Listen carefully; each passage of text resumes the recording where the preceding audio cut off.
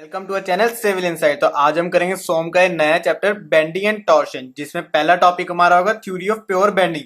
इसमें हम सबको डिस्कस करेंगे प्योर बेंडिंग क्या होती है, इसके assumptions क्या होते हैं, इसके फैक्टर्स क्या होते हैं। तो शुरू करने से पहले अगर आपने हमारे चैनल सिविल इनसाइट को नहीं सब्सक्राइब करा तो अभी कर लीजिए। तो देखो थ्योरी ऑफ प्योर बेंडिंग, तो थ्योरी के पहले हम देख लेते हैं ना प्योर बेंडिंग होता क्या है, एक बार आपको पता तो चले प्योर बेंडिंग क्या है, फिर उसके बाद हम उसके थ्योरी में और थोड़ा सा अंदर डीपली एक्सप्लेन करेंगे। तो देखो प्योर बेंडिंग क्या होता है। देखो N element is under pure bending when it is subjected to two equal and opposite bending moments, मतलब ये two equal and opposite bending moments at its end with no axial shear and torsional forces acting on it। तो कहते हैं pure bending कब अकर होती है, तब अकर होती है जब दो equal and opposite bending movement occur हो, ठीक है ना, एट इट्स एंड। जैसे कि अगर आप देख सकते हैं ये हमारा एक बीम है, समझो एक बीम है, देखो एक हमारा क्लॉकवाइज लग रही है मूवमेंट और एक हमारी एंटी क्लॉकवाइज लग रही है, ठीक है, इक्वल है, देखो एम एम, तो बेंडिंग मोमेंट इक्वल है, ठीक है, टू इक्वल हो गया है एंड ऑपोजिट होगी, ये क्लॉकवाइज ये एंटी क्लॉकवाइज, और bending moment at its and, ठीक है, एट इट्स एंड पे जो लग रही है, देखो एंड्स पे लग रही है, तो इसका मतलब ये प्योर बेंडिंग अकर होगी इसमें, ठीक है, तो वही है इसका मतलब with no axial shear and torsional forces acting on, तो इन पे कुछ भी और एक्ट नहीं कर रहा। तो इसका मतलब कि ये जो बीम है ना, ये अभी हमारा ये एलिमेंट या फिर बीम है ना, जो अभी ये हमारा अंडर प्योर बेंडिंग है, ठीक है। बस अगर आपको एग्जाम में आता है कि प्योर बेंडिंग की डेफिनेशन क्या होती है, तो बस आपको ये दो चीज लिखनी है, दो लाइनें लिखनी है कि an element is under pure bending when it is subjected to two equal and opposite bending moments at its ends with no axial shear and torsional forces acting on it, ठीक है। ये तो हमारा प्योर बेंडिंग हो गया, ठीक है। अब थोड़ा सा और देखते हैं। देखो consider slender beam and it is subjected to constant bending movement और फ्लैक्चर, ठीक है। सब्जेक्ट यही वाला जो अभी मैंने आपको समझाया, बस वही यहाँ पे लिखा हुआ है, एक बार आपके पास भी थोड़ा सा रिटर्न होना चाहिए। As it develops only bending or flexure stresses, it is said to be under pure bending or simple bending। तो इसको हम simple bending भी कह देते हैं, ठीक है। वो है कि develops only bending, ठीक है, develop only bend हो रहा है इसमें, ठीक है ना, bending या फिर flexure stresses। In other words, pure bending occurs in a beam subjected to couples and no other force। तो couples का मतलब वही होगा कि कपल में लगेंगे। जैसे अगर मैं आपको समझाऊं कि एक ओवरहैंग बीम ले लेते हैं, जैसे समझो एक हमने ओवरहैंग बीम लिया, ठीक है, यहाँ पे हमारा ऐसे डब्ल्यू यहाँ पे लग रहा है, एक डब्ल्यू हमारा यहाँ पे लग रहा है, एंड्स पे लगा, और हम कहते हैं कि यहाँ पे एक रिएक्शन फोर्स लग रही है आर और एक यहाँ पे रिएक्शन फोर्स आर, ये भी इक्वल है, इक्वल टू ये, मतलब समझो अगर ये 5 है तो ये भी 5 है, और अगर ये रिएक्शन है हमारी 10 है तो ये भी हमारी 10 है, ठीक है, ये हमारी ऐसे है, और इसका जो डिस्टेंस समझो ए था और इसका भी ए है, तो मतलब ये अब इसमें प्योर बेंडिंग कहाँ पे करोगे। देखो अगर हम इसका बेंडिंग मोमेंट डायग्राम बनाए तो इसका कुछ इस तरह बनेगा, ठीक है, बेंडिंग मोमेंट आपका कुछ इस तरह बनेगा, बीएमडी बेंडिंग मोमेंट डायग्राम, ठीक है। अब जो ये वाली बेंडिंग है ना, ये हमारी प्योर बेंडिंग हो जाएगी, ठीक है। बस ये होता है कि देखो कपल्स में लगे, देखो ये भी एक कपल ये भी एक कपल, इक्वली डिस्टेंस था यहाँ से, इक्वल इनकी वैल्यूज थी, ठीक है। तो ये हमारा पूरा प्योर बेंडिंग का कंसेप्ट है, ठीक है। अब थोड़ा सा इसके अंदर आते हैं कि थ्योरी ऑफ प्योर बेंडिंग क्या होती है। तो देखो थ्योरी ऑफ प्योर बेंडिंग देखो इतनी लंबी है, ठीक है, मतलब कि इसमें कुछ ये नहीं है कि आपको कुछ याद करना पड़ेगा, सारी समझने वाली चीज है। मैं कह रहा हूँ आप यहाँ पे रुक के आप आराम से पढ़ सकते हैं, लेकिन मैं ये नहीं पढ़ने वाला, ठीक है, क्योंकि मेरा काम आपको समझाना, तो मैं आपको सीधा ही डायग्राम से सारा कुछ समझाऊंगा, ठीक है। अब देखो डायग्राम से हम समझते हैं। एक हमारे पास बीम है, ठीक है, हमारा बीम है, हमने कहा कि डीएक्स हमारे ये सेक्शन हमने लिया, लेंथ ले ली ईएफ, ठीक है, एक हमने ऐसे सेक्शन ले लिया, देखो यहाँ पे लिखा let us consider a small length dx of a beam subjected to bending moment M, two plane sections A B and C D pass through the ends of the length dx, ठीक है, ये हमारी एक तरह की dx हमने length Lee, A B और C D हमारे दो सेक्शन है, ठीक है। अब इन पे देखो मूवमेंट लगा दी, टू इक्वल एंड ऑपोजिट, ठीक है। अब मतलब कि प्योर बेंडिंग अकर होगी, एक्स एक्स एक्सिस है इसका, ठीक है, ये हमारा एक्सिस है और ये हमारा ऐसे मूवमेंट अब है। अब प्योर बेंडिंग हमारी कुछ इस तरह है, देखो बिफोर बेंडिंग ये था, अब प्योर बेंडिंग हो गई, ठीक है, आफ्टर बेंडिंग हमारा कुछ इस तरह दिख रहा है, ठीक है। अब देखो अब इसमें क्या हो गया, देखो बेंडिंग की वजह से जो कि हमारी सैगिंग मूवमेंट लगी है, ठीक है। अब आपसे पूछोगे सर सैगिंग और हॉगिंग में क्या फर्क होता है। देखो अगर मैं आपको देखो समझाऊं कि सैगिंग तो हमारा कुछ इस तरह होता है, हॉगिंग हमारा कुछ इस तरह होता है, ठीक है। अब मैं बताता हूँ, देखो इसमें हमारी यहाँ पे ऊपर टेंसाइल होती है, नीचे कॉम्प्रेसिव हो जाती है, एंड इसमें हमारा ऊपर क्या होता है, देखो इसमें हमारा ऊपर कंप्रेसिव होता है, इधर टेंसाइल हो जाती है, ठीक है। ये हमारा कुछ इस तरह होता है, ये वाला डायग्राम इसका है, सैगिंग का है, ठीक है। अब देखो हॉगिंग और सैगिंग में क्या फर्क, देखो हॉगिंग मतलब कि क्या कहते हैं हम, फ्रॉग हॉग नहीं करते, जंप मारता है, ठीक है, जंप मारता है। अब आप सोचो कि खुशी से आप जंप मारोगे कभी, मतलब खुशी में हम कहते हैं ना कि यार हम कूद पड़े खुशी से, तो खुशी हमारी कब होती है, जब हमें कुछ अच्छे नंबर आए, कुछ पॉजिटिव चीज हुई हमारे साथ, तो पॉजिटिव जब जब हमारी बेंडिंग मूवमेंट होती है तो हम कहते हैं कि हॉगिंग होगी, और जब जब हमारी नेगेटिव बेंडिंग होता है हम कहते हैं सैगिंग होगी, ठीक है। ये आपका एक कंसेप्ट है छोटा सा, ये मेरा याद करने का है, ठीक है। आपका कोई भी टीचर आपसे कैसे भी याद करवाता है वो आप पर है, ठीक है। अब देखो आफ्टर बेंडिंग हमारे कुछ सैगिंग मूवमेंट से हमारे कुछ इस तरह है, तो अब देखो एसी जो पहले एसी था, ठीक है, अब ए डैश सी डैश हमारा क्या हो गया, कंप्रेस हो गया, ठीक है, ये हमारे पास आ गए, ठीक है, हमारे पास आ गए तो मतलब यहाँ पे कंप्रेशन अकर हुई, ठीक है। और हमारी जो बी डी है, अब जो हमारी बी डी लेंथ है, ये बी डैश डी डैश होगी जो कि बढ़ गई है, ठीक है, बढ़ी है, मतलब यहाँ पे टेंसाइल आया है, ठीक है। ये देखो एलोंगेटेड हो गया तो यहाँ पे टेंसाइल, अभी मैं आपको दिखा भी देता हूँ, यहाँ पे मैं लिखा हुआ है, तो देखो यहाँ पे fibres of the beam above the neutral surface have been shortened and are under compressive stress. तो वही है कि यहाँ पे कंप्रेशन आ गई, कंप्रेसिव स्ट्रेस लगा, यहाँ पे टेंसाइल, जो कि ये अभी मैं समझाता हूँ अभी आपको, ये भी न्यूट्रल एक्सिस या फिर न्यूट्रल सरफेस हम इसको कहते हैं।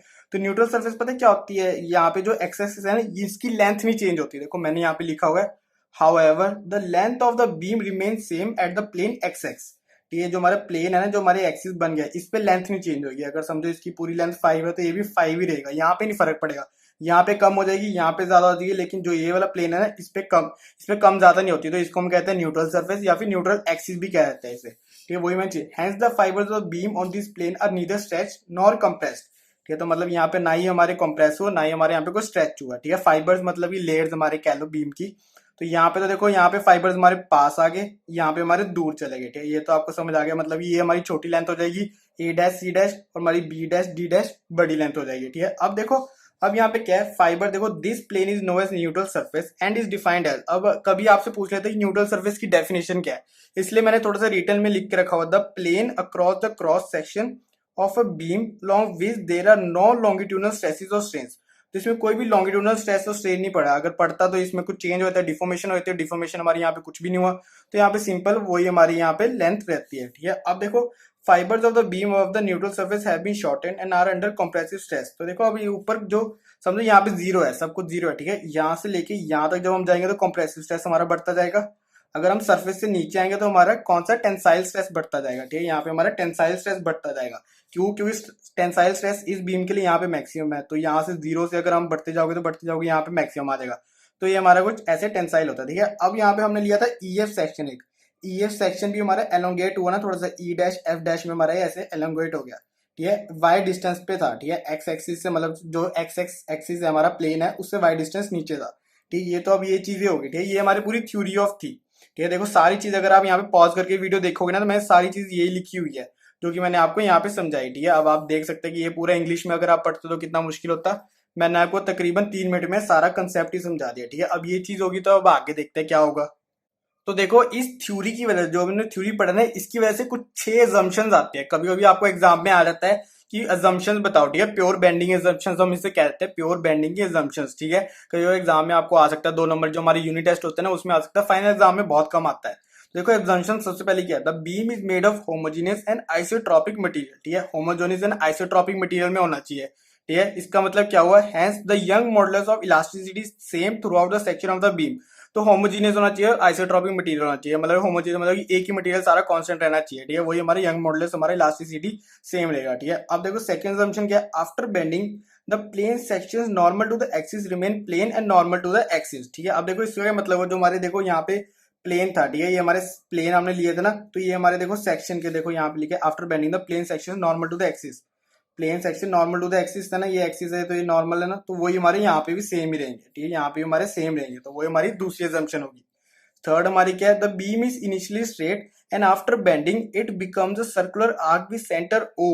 देखो वही यहाँ पे क्या मतलब हुआ, देखो मैंने ये चीज समझा दी, अब यहाँ पे आता है, देखो अब अजम्पशन में क्या कहता है, जब ये हमारा बेंड हो गया तो हमारा कुछ इस तरह आर्क बन जाएगी जिसका एक सेंटर ओ हो जाएगा, ठीक है। यहाँ पे वही लिखा हुआ, देखो the beam is initially straight and after bending it becomes the circular arc with centre O, ठीक है, ये हमारी थर्ड अजम्पशन होगी। तो देखो फोर्थ क्या है, deflection of the beam is small compared to its span, hence the radius of curvature r is large compared to the dimensions of the beam, ठीक है। अब देखो, अब ये कहते हैं कि इसमें क्या होता है कि जो हमारी डिफ्लेक्शन होती है बहुत ही कम होती है, तो डिफ्लेक्शन कम होती है तो इसका मतलब क्या हो गया, रेडियस ज्यादा हो जाता है, ठीक है। रेडियस ज्यादा हो जाएगा किसके, इसके स्पैन से, ठीक है, इसकी लेंथ से हमारा रेडियस ज्यादा हो जाएगा। तो ये हमारी कौन सी असम्पशन थी, फोर्थ नंबर असम्पशन।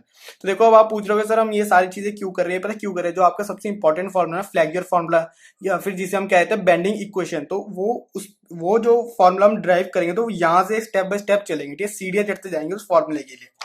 तो देखो अब आता है, देखो each longitudinal fibre is free to expand और contract without affecting its adjacent fibres. देखो कहते हैं कि जैसे ये हमारा जैसे एक बीम है, ये हमारा बीम है, अब इसके जो फाइबर्स है ना, अब हम कहते हैं कि ये वाला बीम अगर कॉन्ट्रैक्ट या फिर कुछ भी होता है, मुड़ता है, कुछ भी करता है, तो जरूरी नहीं है कि उसका एडजेसेंट वाला भी वही करेगा, ठीक है। तो बस वही कहते हैं कि देखो each longitudinal fibre is free to expand और contract without affecting its adjacent fibre. तो एडजेसेंट फाइबर वही होगा कि उसके साथ वाले को कोई भी फर्क नहीं पड़ना चाहिए। देखो नेक्स्ट और जो ज्यादा इंपॉर्टेंट नहीं है, लास्ट है, देखो shear strain along all sections of the beam are small and negligible. जो हमारे यहाँ पे शियर स्ट्रेन होते हैं वो हमारे स्मॉल और नेग्लिजिबल होते हैं, ठीक है। ये हमारी पूरी assumptions थी, ठीक है। अब assumptions आगे आप थोड़े से फैक्टर्स डिस्कस करेंगे हम प्योर बेंडिंग के। तो देखो अब आता है वेरिएशन ऑफ लॉन्गिट्यूडनल स्ट्रेन। तो स्ट्रेन, स्ट्रेस, न्यूट्रल एक्सिस, हम ये तीन फैक्टर्स पढ़ेंगे, ठीक है। लास्ट हमारा होता है एमओआर, जो कि मूवमेंट ऑफ रेजिस्टेंस होता है, जिसे हम कहते हैं फ्लेक्सर फॉर्मूला या फिर बेंडिंग इक्वेशन। वही सबसे ज्यादा इंपॉर्टेंट है और उसकी डेरिवेशन आती है, तो वो इस लेक्चर में कवर नहीं होगी, वो नेक्स्ट लेक्चर में होगी, ताकि मैं अच्छे से आपको समझा पाऊँ। वैसे ये लेक्चर कुछ 10 मिनट का हो गया, अभी भी पढ़ेंगे तो 15 मिनट का हो जाएगा। तो ऐसा नहीं कि लास्ट में करवा दूं तो 20-25 मिनट का हो जाए और आपको कुछ समझना है। तो देखो वेरिएशन ऑफ लॉन्गिट्यूडनल स्ट्रेन। अब कहते हैं let d theta be the angle subtended O by the arc A dash C dash और बी डैश डी डैश। तो कहते हैं कि वही है कि आर्क यहाँ पे एक लेंथ का हमने एंगल ले लिया, जो डिफ्लेक्शन हुई हमारी डी थीटा, ठीक है। ये पूरा हमारा डी थीटा है। देखो कहते हैं कि consider layer of fibres E F at a distance y below the neutral surface X X. देखो अब कहते हैं कि हमारा एक हमने यहाँ पे एक सरफेस फाइबर ले लिया, ठीक है। फाइबर ले लिया, कहते हैं कि हम वाई डिस्टेंस नीचे हमारे एक्स एक्स प्लेन से, ठीक है। अब देखो due to bending the length of this layer increases from E F, जो कि हमारा dx था, जो कि हमारे यहाँ पे ef जो हमारा एक तरह का dx था, ठीक है, to E dash F dash, जो कि हमने बताया था, मैंने आपको शुरू में बता दिया थ्योरी में कि ये यहाँ से एलोंगेट होएगी, टेंसाइल में आ गया, ठीक है। अगर ये हम ऊपर लेते हैं तो ये शॉर्ट हो जाता, ठीक है। अब ई डैश एफ डैश हमारा ये बनता है। तो देखो अब इसमें क्या होता है, देखो स्ट्रेन आपको पता है क्या होता है, strain in layer E F. तो ई एफ में हमें चेक करना है, ठीक है। ई एफ में हमारा स्ट्रेन कितना आता है, देखो epsilon is equal to increase in length over original length. तो ये आपको पता है स्ट्रेन का फॉर्मूला क्या होता है, delta L by L. Increase in length कितनी हुई है, बाय ओरिजिनल लेंथ, ठीक है। ये आपको पता है स्ट्रेन का फॉर्मूला। अब देखो इंक्रीज इन लेंथ हमारे क्या है, ई dash F dash minus E F, ठीक है। बड़ा माइनस छोटा ही होगा, तो ये हमारी ज्यादा होगी और ये हमारी जो नॉर्मल थी, ठीक है। अब इसके बीच का डिफरेंस निकालना है, जो कि हमारा डेल्टा एल निकलता है, ठीक है, डिवाइड बाय ओरिजिनल, जो कि हमारा ई एफ है। अब देखो ई डैश एफ डैश का देखो यहाँ पे क्या आएगा, ई डैश एफ डैश हमारा देखो यहाँ पे कैसे फॉर्मूला आएगा, देखो इसकी वैल्यू क्या आएगी, इसका डिस्टेंस क्या होगा, R plus y d theta. अब ये कैसे आया मैं बताता हूँ। देखो आपको पता है आर्क का फॉर्मूला है, ठीक है। अब एक तरह की ऐसे आर्क बन रही है, ये आर्क बन गई ना, ये आर्क बन गई, इसका एंगल थीटा, ठीक है, सॉरी डी थीटा इसका एंगल है, और इसका रेडियस आपका आर है, इसका रेडियस आपका ये आर है। अब इसका क्या हो जाएगा, लेकिन इसका क्या हो जाएगा, देखो आर प्लस इसका क्या हो जाएगा, देखो यहाँ तक तो आर था, ठीक है, लेकिन यहाँ पे प्लस हमारे वाई है, तो आर प्लस वाई, ठीक है। अब आर प्लस वाई, अब इसका अगर आपको ये आर्क की लेंथ निकालनी है तो आपको फॉर्मूला पता है, आर थीटा होता है। तो यहाँ पे क्या हो जाएगा, देखो आर प्लस वाई इंटू में डी थीटा। तो वही मैंने यहाँ पे लिख दिया, ई डैश एफ डैश क्या हो गया हमारा, आर प्लस वाई इंटू में डी थीटा। और वैसे ही ई एफ तो सेम उसकी तरह ही आ जाएगा, ठीक है। नॉर्मल हमारा जो क्या होता है, देखो are d theta, E F हमारा आर डी थीटा नॉर्मल यहाँ तक होएगा। अगर ई एफ हमारा यहाँ तक होता तो आर डी थीटा हो जाता। तो वही हमने यहाँ पे देखो वैल्यूज पाई, R plus y d theta minus R d theta by R d theta, जो हमारी नॉर्मल वैल्यू थी। तो यहाँ अगर आप मल्टीप्लाई करोगे तो देखो यहाँ पे आपका क्या आ जाएगा, देखो आर डी थीटा और आर डी थीटा कट जाएगा, डी थीटा से डी थीटा कट जाएगा, तो वाई बाय आर रह जाएगा। तो एप्सिलॉन जो कि हमारा स्ट्रेन क्या हो जाएगा, वाई बाय आर, ठीक है। वाई हमारा यहाँ पे क्या था, consider layer of fibre at a distance y below the neutral surface. तो उसका डिस्टेंस था, डिवाइड बाय आर हमारा रेडियस था, ठीक है। हमारा ये ऐसे रेडियस आ गया। तो देखो सिंस आर इज कांस्टेंट, देखो आर कांस्टेंट रहेगा, ठीक है। रेडियस तो हमारा कांस्टेंट हो जाएगा ना, मैटर किस पे करेगा, डिस्टेंस पे करेगा, जो ये आगे है पीछे है, तो रेडियस तो हमारा कांस्टेंट हो जाएगा। तो देखो therefore the strain in a layer of the beam is directly proportional to its distance from the neutral surface. तो अगर हम कहेंगे कोई भी लेयर पे आपको स्ट्रेन निकालना है तो डायरेक्टली प्रोपोर्शनल टू हमारा क्या हो जाएगा, न्यूट्रल सरफेस को, distance from the neutral surface. तो epsilon is directly proportional to y. मतलब ये क्या आएगा, अगर आपका स्ट्रेन बढ़ेगा तो ये वाला डिस्टेंस भी बढ़ेगा, ठीक है। मतलब अगर ये वाला डिस्टेंस बढ़ेगा तो आपका स्ट्रेन बढ़ेगा, अगर ये कम होता जाएगा न्यूट्रल सरफेस से तो आपका स्ट्रेन भी कम होता जाएगा, ठीक है। ये था हमारा वेरिएशन ऑफ लॉन्गिट्यूडनल स्ट्रेन। अब इसके बाद देखते हैं नेक्स्ट फैक्टर क्या है हमारा। तो देखो अब आता है वेरिएशन ऑफ बेंडिंग स्ट्रेस। तो स्ट्रेस का देखते हैं, देखो let sigma be the stress along layer E F using Hooke's law. तो देखो हम कहते हैं कि यहाँ पे ई एफ पे हमारा स्ट्रेस लग गया सिग्मा। तो यहाँ पे मैं दिखाया, देखो ये हमारा सिग्मा ऐसे स्ट्रेस लग गया, ठीक है, टेंशन जोन में। हम टेंशन जोन में तो सिग्मा हमारा यहाँ पे ऐसे लगा। तो यूजिंग हुक्स लॉ, तो हुक्स लॉ आपको पता है स्ट्रेस अपॉन स्ट्रेन होता है। तो कोई यंग मॉडुलस हमारे यहाँ पे क्या आएगा, E is equal to stress in layer E F divided by strain in layer E F. तो स्ट्रेस अपॉन स्ट्रेन कौन सी लेयर पे, ई एफ लेयर ही ले रहे हैं हम, ठीक है, अलॉन्ग लेयर ई एफ। तो देखो अब स्ट्रेस तो आपको पता है सिग्मा डिवाइडेड बाय एप्सिलॉन, आपका स्ट्रेन आ गया, ठीक है। अभी हमने स्ट्रेन का फॉर्मूला निकाला था, क्या निकाला था अभी हमने स्ट्रेन का फॉर्मूला, वाई बाय आर। तो यहाँ पे हम डाल देंगे y बाय आर। तो यहाँ से हमारा सिग्मा क्या आ जाएगा, देखो sigma is equal to E into y by R. हमें तो सिग्मा निकालना था, हमें बेंडिंग स्ट्रेस निकालना, ठीक है, ये हमारा बेंडिंग स्ट्रेस आ गया। ठीक है, अब देखो अब इसको ना थोड़ा सा ना हमने चेंज कर दिया, सिंप्लीफाई कर दिया, sigma by y is equal to E by R. अब ये क्यों करे, क्योंकि ये हमें हेल्प पता है कहाँ पे करेगा, ये हमें हेल्प करेगा अपने उसमें क्या बोलते हैं अपने बेंडिंग इक्वेशन में। ये हमें बेंडिंग इक्वेशन में हेल्प करेगा, या फिर जिसे हम कहते हैं फ्लेक्सर फॉर्मूला भी कह देते हैं हम जिसे, फ्लैगियर फॉर्मूला। मैंने जानबूझ के यहाँ पे लिखा क्योंकि जब हम नेक्स्ट लेक्चर करेंगे तो उसमें मैं आपको दिखाऊंगा कि यार मैंने पहले से लिख के रखा ही है कि आपको बता देते कि यहाँ पे हमारा कोई यूज होगा। तो देखो ये हमारा पूरा ये फॉर्मूला आ गया, ठीक है, ये हमारे कहाँ से आया, स्ट्रेन से आया। तो मतलब ये अगर आपको ये चीज पूरा डिस्कस करनी है तो आपको पहले स्ट्रेन निकालना पड़ेगा, फिर आप वेरिएशन ऑफ बेंडिंग स्ट्रेस पे आओगे। ठीक है, तो पहले आपको वेरिएशन ऑफ लॉन्गिट्यूडनल स्ट्रेन निकालना है, फिर आपको वेरिएशन ऑफ बेंडिंग स्ट्रेस। ठीक है, अब देखो अब क्या आता है, देखो ई, अब देखो इसमें ई और आर तो फिर कांस्टेंट है, तो मतलब कि क्या आएगा, वही सेम होगा। The stress in any layer of the beam is directly proportional to its distance from the neutral surface. तो वही है कि हमारा यहाँ पे जो हमारा स्ट्रेस है वो भी डायरेक्टली प्रोपोर्शनल टू वाई होगा। तो वही है कि हमारा जब जब हमारा ये ज्यादा होगा तो हमारा स्ट्रेस ज्यादा होगा, अगर ये कम हुआ न्यूट्रल सरफेस से तो हमारा स्ट्रेन भी सॉरी स्ट्रेस भी हमारा यहाँ पे कम होगा। ठीक है, ये हमारा वेरिएशन ऑफ बेंडिंग स्ट्रेस आ गया। ठीक है, अब हम थोड़ा सा डिस्कस करेंगे न्यूट्रल एक्सिस के बारे में, तो वो देखते हैं न्यूट्रल एक्सिस वगैरह। Neutral axis. Let us consider a small area dA at the level of EF in the cross section of the beam. ठीक है, एक हमने ऐसे क्रॉस सेक्शन बना, देखो EF जो कि हमारा EF के लेवल पे हमने ले लिया, ये देखो DA इतना सा एरिया हमने ले लिया उसके लेवल पे। देखो यहाँ पे at the level of EF in the cross section of the beam, let Y be the distance of DA from the neutral surface of the beam. ठीक है, neutral surface of the beam से हमने ऐसे Y ले लिया हमने distance. ठीक है, let Y be the distance of DA, तो हमारे DA था, तो यहाँ से हमारा पूरा डिस्टेंस ले लिया हमने Y। Force normal to area DA longitudinal force in the beam is obtained as. तो जो हमारी फोर्स निकलेगी, जो हमारी डीए पे फोर्स लग रही है, ठीक है, जो कि हमारी लॉन्गिट्यूडनल फोर्स है, तो उसको डिस्कस करेंगे। देखो तो उसका डिस्कस करने में क्या आएगा, देखो फोर्स ऑन एरिया डीए हमारा क्या आएगा, स्ट्रेस ओवर डीए इंटू में एरिया और डीए। ठीक है, जैसे कैसे, अगर आपको पता है स्ट्रेस हमारा क्या होता है, फोर्स अपॉन एरिया, तो इसमें हम क्या कर देंगे, देखो एरिया इधर ले जाएंगे तो फोर्स हमारा यहाँ पे क्या होगा, स्ट्रेस इंटू एरिया। तो stress over area DA into area DA. ठीक है, डीए पे स्ट्रेस कितना लग रहा है वो डिस्कस करेंगे। तो देखो therefore DF is equal to sigma into DA, तो स्ट्रेस हमारा क्या था, डी सिग्मा ही रहेगा ना, तो यहाँ पे हमारा सिग्मा स्ट्रेस ही रहेगा। हमने उसी प्लेन पे देख रहे हैं ना, ईएफ भी देख रहे हैं हम, ईएफ सेक्शन भी देख रहे हैं। तो देखो अभी हमने स्ट्रेस का फॉर्मूला निकाला था। ठीक है, स्ट्रेस का फॉर्मूला भी आपने यहाँ पे क्या निकाला था, देखो E into y by R. E यहाँ पे आपका यंग्स मॉडुलस है, वाई आपका डिस्टेंस हो गया, आर आपका रेडियस हो गया। ठीक है, इनटू में आपका डीए एरिया। ठीक है, अब यहाँ से आपको क्या हो जाएगा, ये आपकी पूरी एक इक्वेशन बन गई। ठीक है, डीएफ बन गया आपका, डीएफ है आपके यहाँ पे ई बाय आर इंटू में वाई डी ए। ठीक है, अब देखो टोटल लॉन्गिट्यूडनल फोर्स, अब इसको इंटीग्रेट तो करना ही पड़ेगा ना, इंटीग्रेट करके तभी पूरे बीम का निकलेगा। Total longitudinal force in the section of beam can be obtained by integrating over the cross sectional area of beam. ठीक है, वो है कि पूरा हम इसको इंटीग्रेट कर देंगे एरिया से। ठीक है, एरिया से पूरा इंटीग्रेट कर देंगे ताकि आपको पूरे एरिया में पता चल जाए फोर्स क्या है। देखो फोर्स हमारे यहाँ पे क्या हो गया, इंटीग्रेशन ओवरऑल एरिया में डी एफ, फोर्स को हमने पूरे एरिया में कर दिया ए में। तो देखो पूरा एरिया ए, यहाँ पे हमारा फोर्स आ गया डी एफ का यहाँ पे फॉर्मूला। ठीक है, यहाँ पे आपको क्या आ जाएगा, देखो E by R integral of देखो बाय डी ए। ठीक है, ई बाय आर आपका कांस्टेंट है, हम ये डिस्कस करते रहे, तो ई बाय आर आपका कांस्टेंट बाहर आ गया, तो आपका अंदर क्या रहेगा, integral of A by D A. ठीक है, अब देखते हैं आगे क्या होगा इसको इंटीग्रल को लेते हुए। तो देखो however in case of pure bending, तो हम प्योर बेंडिंग का केस कर रहे थे, the total longitudinal force at any section of the beam is zero.